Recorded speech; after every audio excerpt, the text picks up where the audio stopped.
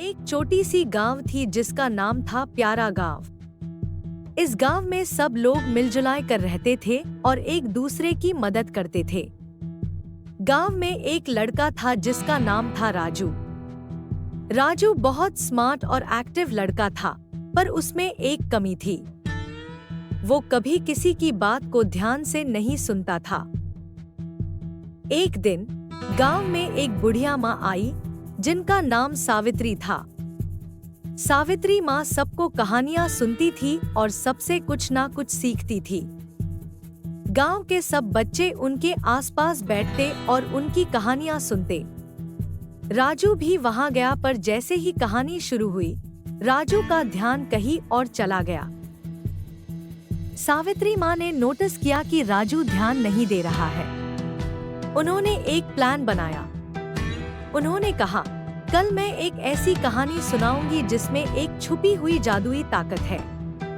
जो ध्यान से सुनेगा वही उस ताकत को समझ पाएगा। अगले दिन सब बच्चे जल्दी से आ गए और ध्यान से सुनने लगे। राजू भी क्यूरियस था, तो उसने भी ध्यान देने की कोशिश की। सावित्री माँ ने कहानी शुरू की। एक बार की बात है, एक सुंदर जंगल था जहाँ सभी प्राणी खुशी से रहते थे। पर एक दिन एक बड़ी मुश्किल आ गई। जंगल के प्राणी परेशान हो गए और उन्हें एक सल्यूशन चाहिए था। तब एक छोटी सी चिड़िया आई और उसने सबको एक सीक्रेट बताया।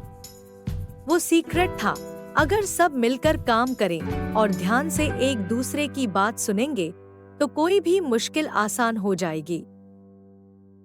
राजू को ये कहानी बहुत अच्छी लगी और उसने सोचा, मैं भी ये सीक्रेट अपनी जिंदगी में अप्लाई करूंगा। उसने डिसाइड किया कि वो ध्यान से सबकी बात सुनेगा और समझने की कोशिश करेगा।